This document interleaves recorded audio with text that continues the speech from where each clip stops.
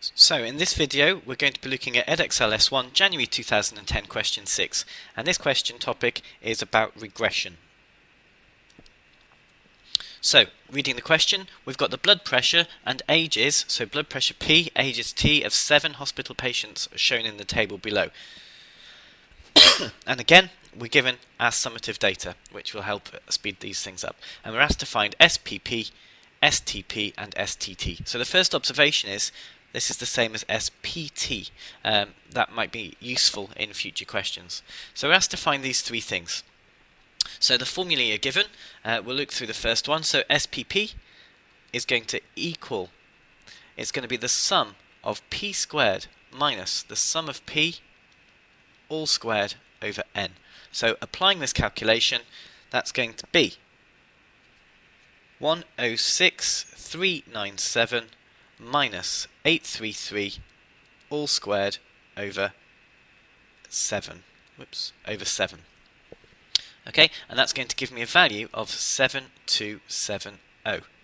So calculating, demonstrating one correct calculation for one of these summatives will give you a method mark. For each one that you get correct, you'll get an accuracy mark. So STT works in a very, very similar way. So I'm just going to give you the answer to that one. So STT is equal to 1569.42857. Now STP, just to remind you of this one, STP is equal to the sum of TP minus the sum of T sum of P over N. So in this particular case, that's going to give me 42948 minus the sum of T, 341, multiplied by 833 over 7. And that will give me, just underline my answers, that will give me 2369. Okay, so you get a method mark for one correct formulae, and you get an accuracy mark for every single one that is then correct. So we're now asked to work out the PMCC, the product moment correlation coefficient for this data. Okay, so R is equal to STP divided by the square root of SPP STT. Okay, so in this particular case, we've got 2369 divided by the square root of 7270 times by 1569.42857. And again, you should try to use the most accurate answer that you can while you do these. Okay, and that's going to give me an answer of 0.70133375. So again, answers which round to 701 would be acceptable. So your marks here, you get a method mark for using the formula correctly. You get an accuracy mark for substituting all of the values that you have correct. Now this one was a follow through, so that means if you'd made a mistake in the previous part, you'd still at least get this accuracy mark. And then finally, we get an accuracy mark for getting the correct answer. We're asked to interpret this coefficient, so we're told that R is equal to 0.701. Okay?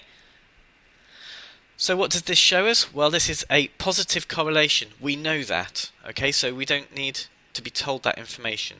What we need to do is interpret. That's the key word. So interpret means to put back into context of the question. So the best way of saying this is the fact that older patients have higher blood pressure. And the reason this is true is because there is a positive correlation between age and blood pressure. So the older you are, the higher your blood pressure. That would equally be correct. So any relationship with age increasing and blood pressure increasing would be correct. Simply stating positive correlation would not get you the mark. Okay, so part D, it says, on the graph paper provided, draw the scatter diagram of blood pressure against age for these 7 patients. So it is a question of plotting this, so we just need to do this very, very carefully. Okay, recognising the scale. So that's 4298, 7430, 4820, 3588. Again, when you're doing this, please pay particular attention to the scale. Many students get these wrong by plotting the wrong scale. 2680. Again, these are carefully plotted. 60, 135. Okay, so that was part D for plotting these, and we can see that we've got one piece of data